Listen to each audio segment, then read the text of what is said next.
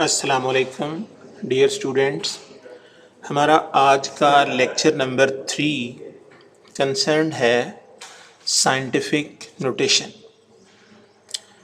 ये समझ लें कि साइंटिफिक नोटेशन दरअसल साइंसी तर्ज पर बहुत बड़े नंबर्स को और इंतहाई छोटे नंबर्स को बड़ी दुरुस्तगी के साथ लिखने के लिए इस्तेमाल किया जाता है। मिसाल के तौर पर अगर हमने जो है मैथ्स ऑफ इलेक्ट्रॉन लिखना हो तो 9.1 इंटू 10⁻31 kg -31 kg लिख देंगे।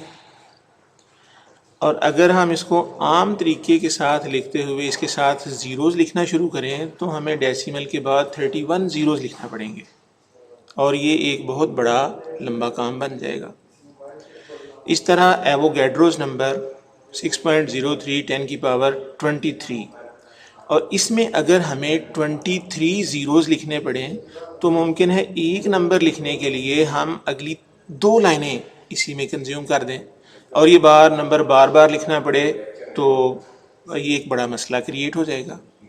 तो लिहाजा साइंसदानों ने मिलकर ये एक ऐसा सिंप्लीफाइड वर्जन डिस्कवर किया कि हम बहुत बड़े नंबर्स को और बहुत ही छोटे नंबर्स को एक ख़ास तरतीब से लिख लेते हैं कि जिसमें डेसिमल से पहले एक नॉन ज़ीरो डिजिट होता है और उसके बाद बाकी वाला हिस्सा उसके साथ मल्टीप्लाई करके 10 की पावर की शक्ल में लिख देते हैं।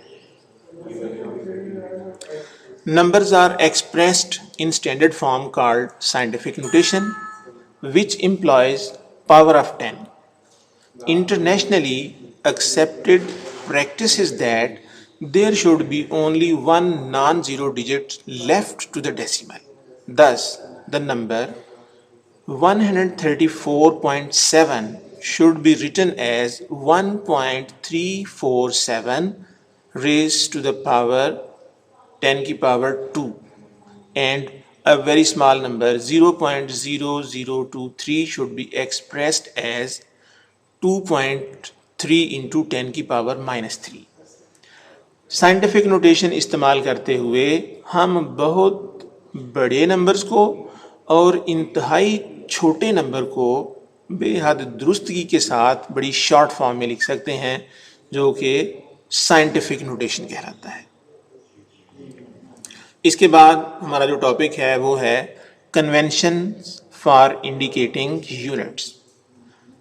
कन्वेंशंस का मतलब होता है रिवायात। जब हम फिज़िक्स में कोई न्यूमेरिकल सॉल्व करते हैं और उसका आंसर लिखते हैं, आंसर लिखते हुए हम उसके साथ यूनिट्स लिखते हैं।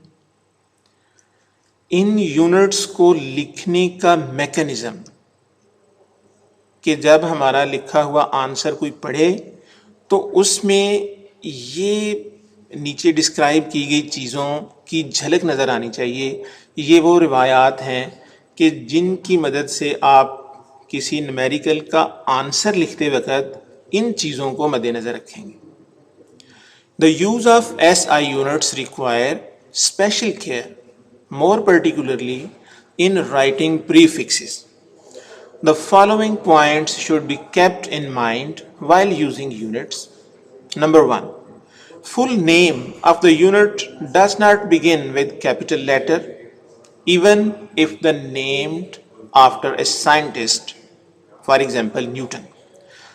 मिसाल के तौर पर आपने किसी क्वेश्चन को सॉल्व किया और उसका आंसर फोर्स की शक्ल में था और जो कि फोर्स का यूनिट न्यूटन है और अगर आप पूरा न्यूटन लिखना चाहते हैं तो देन आप न्यूटन लिखते वक्त उसका शुरू में कैपिटल लेटर नहीं डालेंगे, स्मॉल लेटर से स्टार्ट करेंगे। Number 2, the symbol of a unit named after a scientist has initial capital letter such as capital N for Newton. अगर हम फोर्स का आंसर अगर हम फोर्स को सिंबल की फॉर्म में लिखेंगे तो कैपिटल N लिखेंगे Number 3, the prefix should be written before the unit without any space, such as 1 raised to the power minus 3 meter has written as 1 millimeter. Standard prefixes are given in the table. आपकी book के इस page के left side पर एक table दिया गया है जिसमें स्टैंडर्ड प्रीफिक्सेस मेंशन किए गए हैं. इन्हीं प्रीफिक्सेस को आंसर के साथ लिखते हुए यानी विदाउट स्पेस लिखना चाहिए. Number 4, a combination of base units is written each with one space apart. For example, Newton meter is written as N space M. यानी अगर हमारे आंसर में 2 यूनिट्स आ रहे हैं और उन दोनों यूनिट्स को लिखने के लिए हमें उन दोनों के सिंबल्स के दरमियान एक स्पेस रखना पड़ेगा.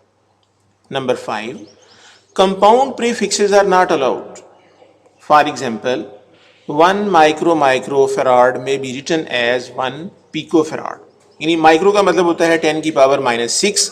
अगर 2 दफ़ा आपने माइक्रो लिख दिया तो इसका मतलब है कि ये 10 की पावर -12 बनेगा.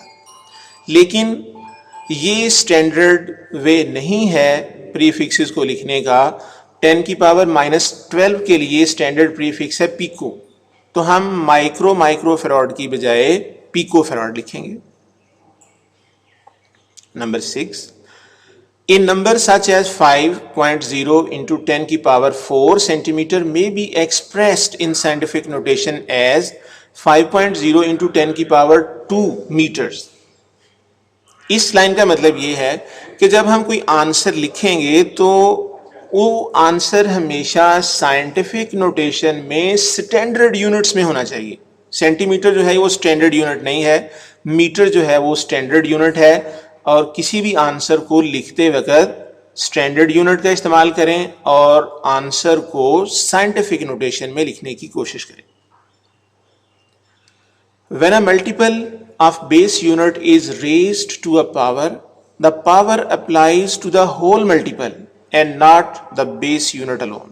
Thus, 1 square kilometer is equal to 1 kilometer square. और ये बराबर होगा 1 मल्टीप्लाइड बाय 10 की पावर 3 और फिर इसका स्क्वायर 1 इंटू 10 की पावर 6 मीटर स्क्वायर. अगर हम 1 किलोमीटर का स्क्वायर लिखते हैं तो 1 इंटू 10 की पावर 6 मीटर का स्क्वायर लिखेंगे. Number 8, measurements in practical work should be recorded immediately in the most convenient unit. Micrometer screw gauge measurement in millimeter and the mass of calorimeter in grams. But before calculation for the result, all measurements must be converted to the appropriate SI base units. सबसे last वाले point का मतलब ये है कि जब हम कोई एक्सपेरिमेंट परफॉर्म कर रहे हों और उस एक्सपेरिमेंट को परफॉर्म करते हुए हम जो मेजरमेंट्स ले रहे होते हैं हम इंस्टेंटली उनको उन्हीं यूनिट्स में दर्ज करते हैं. मिसाल के तौर पर किसी चीज़ की थिकनेस या लेंथ नापते वक्त जब हम माइक्रोमीटर स्क्रू गेज इस्तेमाल करते हैं तो हम तमाम तर मेजरमेंट्स को मिलीमीटर में नापते हैं. और जब कैलोरीमीटर के साथ कंसर्न एक्सपेरिमेंट हो तो हम तमाम मैसेज को ग्राम्स में नापते हैं.